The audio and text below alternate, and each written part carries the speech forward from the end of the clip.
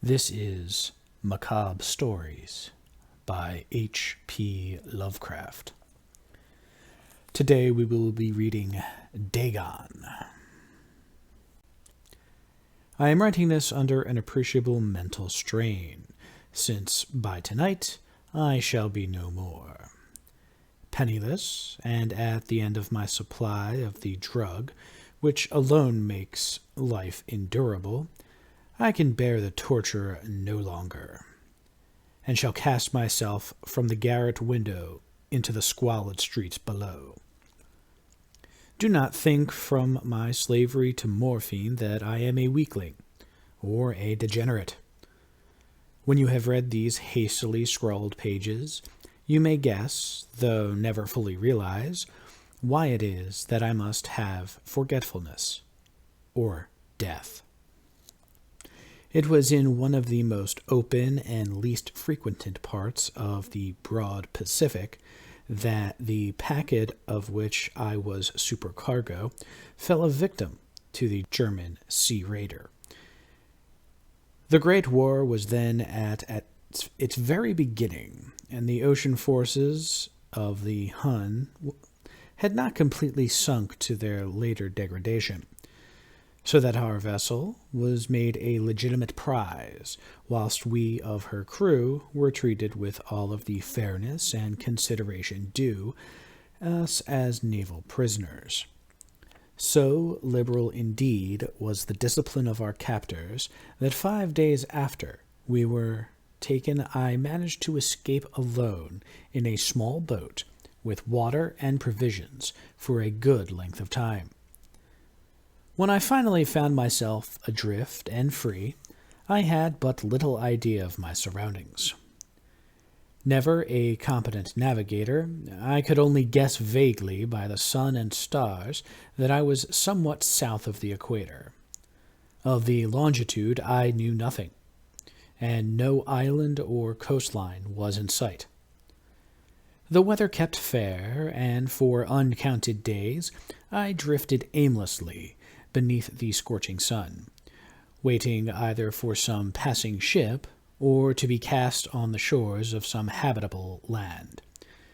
But neither ship nor land appeared, and I began to despair in my solitude upon the heaving vastness of unbroken blue. The change happened whilst I slept. Its details I shall never know, for my slumber, though troubled and dream-infested, was continuous. When at last I awakened, it was to discover myself half sucked into a slimy expanse of hellish black mire which extended about me in monotonous undulations as far as I could see, and in which my boat lay grounded some distance away. Though one might well imagine that my first sensation would be of wonder at so prodigious and unexpected a transformation of scenery, I was in reality more horrified than astonished. For there was in the air and in the rotting soil a sinister quality which chilled me to the very core. The region was putrid, with the carcasses of decaying fish and of other less describable things which I saw protruding from the nasty mud of the unending plain. Perhaps I should not hope to convey in mere words the unutterable hideousness that can dwell in absolute silence and barren immensity. There was nothing within hearing, and nothing in sight save a vast reach of black slime. Yet the very completeness of the stillness and the homogeneity of the landscape oppressed me with a nauseating fear. The sun was blazing down from the sky, which seemed to me almost black in its cloudless cruelty, as though reflecting the inky marsh beneath my feet. As I crawled into the stranded boat, I realized that only one theory could explain my position. Through some unprecedented volcanic upheaval, a portion of the ocean floor must have been thrown to the surface, exposing regions which for innumerable millions of years had lain hidden under unfathomable watery depths. So great was the extent of the new land which had risen beneath me that I could not detect the faintest noise of the surging ocean, strain my ears as I might. Nor were there any sea-fowl to prey upon the dead things. For several hours I sat blinking or brooding in the boat, which lay upon its side and afforded a slight shade as the sun moved across the heavens. As the day progressed, the ground lost some of its stickiness and seemed likely to dry sufficiently for traveling purposes. In short, that night I slept but little, and the next day I made for myself a pack containing food and water, preparatory to an overland journey in search of the vanished sea and possible rescue. On the third morning I found the soil dry enough to walk upon with ease. The odor of the fish was maddening, but I was too much concerned with graver things to mind so slight an evil, and set out boldly for an unknown goal. All day I forged steadily westward, guided by a faraway hummock.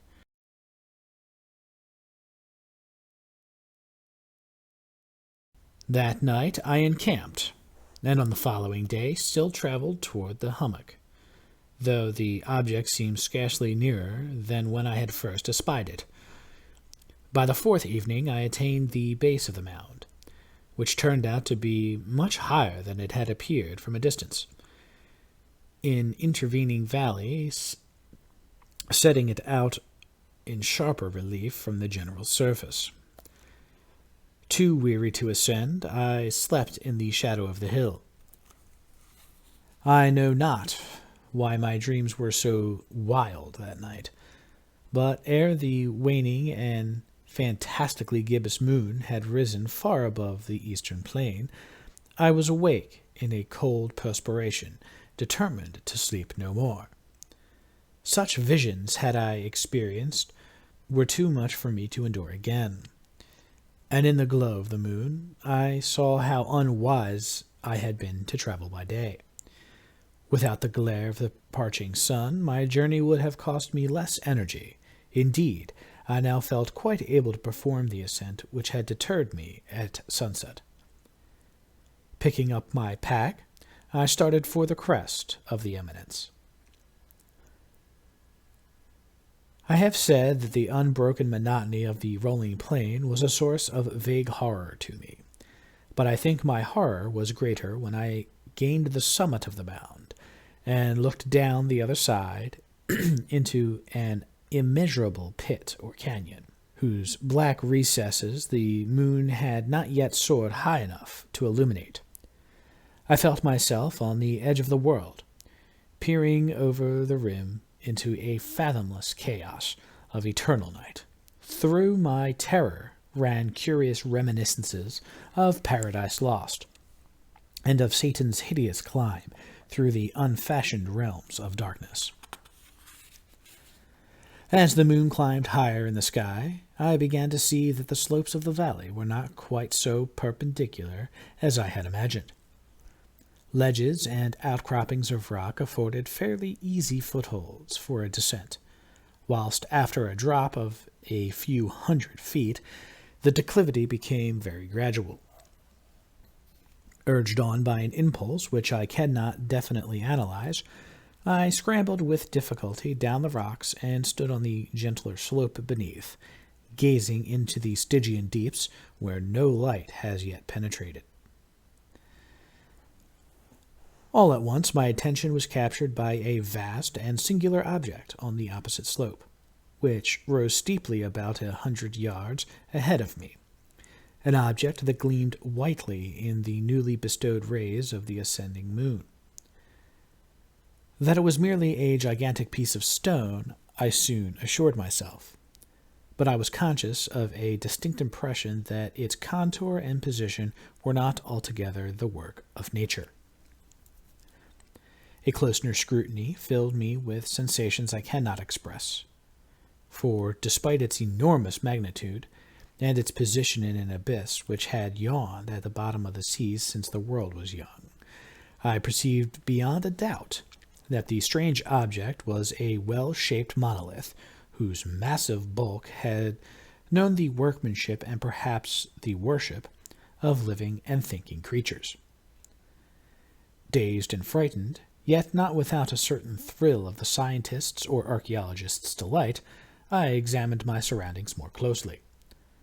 The moon, now near the zenith, shone weirdly and vividly above the towering steeps that hemmed and revealed the fact that a far-flung body of water flowed at the bottom, winding out of sight in both directions, and almost lapping my feet as I stood on the slope.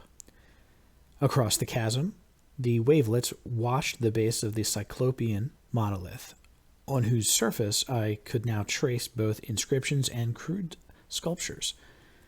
The writing was in a system of hieroglyphics unknown to me, and unlike anything I had ever seen in books, consisting for the most part of conventionalized aquatic symbols such as fishes, eels, octopi, crustaceans, mollusks, whales, and the like.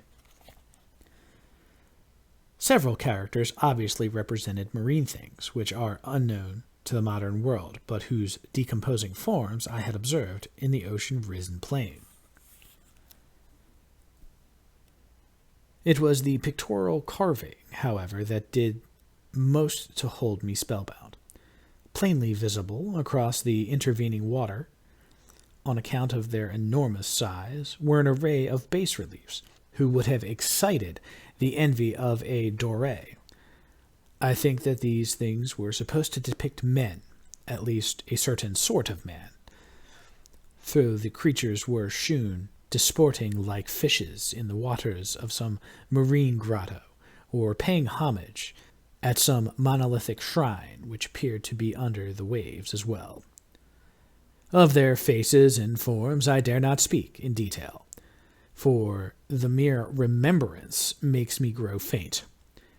Grotesque beyond the imagine of a Poe or a Bulwer, they were damnably human in general outline, despite webbed hands and feet, shockingly wide and flabby lips, glassy, bulging eyes, and other features less pleasant to recall. Curiously enough, they seem to have been chiseled badly out of proportion with their scenic background. For one of the creatures was shewn in the act of killing a whale, represented as but little larger than himself. I remarked, as I say, their grotesqueness and strange size, but in a moment decided that they were merely the imaginary gods of some primitive fishing or seafaring tribe. Some tribe whose last descendant had perished eras before the first ancestor of Neanderthal man was born.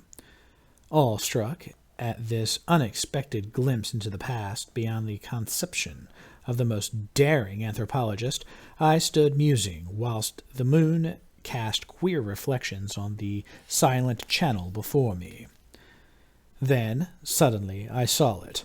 With only a slight churning to mark its rise to the surface, the thing slid into view above the dark waters. Vast, Polyphemus-like, and loathsome, it darted like a stupendous monster of nightmares to the monolith, about which it flung its gigantic scaly arms, the while it bowed its hideous head and gave vent to certain measured sounds. I think I went mad then. Of my frantic ascent to the slope and cliff and my delirious journey back to the stranded boat, I remember little. I believe I sang a great deal and laughed oddly when I was unable to sing. I have indistinct recollections of a great storm some time after I reached the boat. At any rate, I know that I heard peals of thunder and other tones which nature utters only in her wildest moods. When I came out of the shadows, I was in a San Francisco hospital, brought thither by a captain of the American ship which had picked up my boat in mid-ocean. In my delirium I had said such, but found that my words had been given scant attention. Of any land upheaval in the Pacific, my rescuers knew nothing, nor did I deem it necessary to insist upon a thing which I knew they could not believe. Once I sought out a celebrated ethnologist and amused him with peculiar questions regarding the ancient Philistine legend of Dagon, the fish god, but soon, perceiving that he was hopelessly conventional, I did not press my inquiries. It is at night, especially when the moon is gibbous and waning, that I see the thing. I tried morphine, but the drug has given only transient surcease, and has drawn me into its clutches as a hopeless slave. So now I am to end it all, having written a full account of the information or the contemptuous amusement of my fellow men. Often I ask myself if it could not have been a pure phantasm, a mere freak of fever, as I lay sun-stricken and raving in the open boat after my escape from the German man-of-war. This I ask myself, but ever does there come before me a hideously vivid vision in reply. I cannot think of the deep sea without shuddering at the nameless things that may at this very moment be crawling and floundering on its slimy bed, worshipping their ancient stone idols and carving their own detestable likeness on submarine obelisks of water-soaked granite. I dream of a day when they may rise above the billows to drag down in their reeking talons the remnants of puny, war-exhausted mankind, of a day when the land shall sink and the dark ocean floor shall ascend amidst universal pandemonium. The end is near. I hear a noise at the door, as of some immense slippery body lumbering against it. It shall not find me. God, that hand! The window! The window!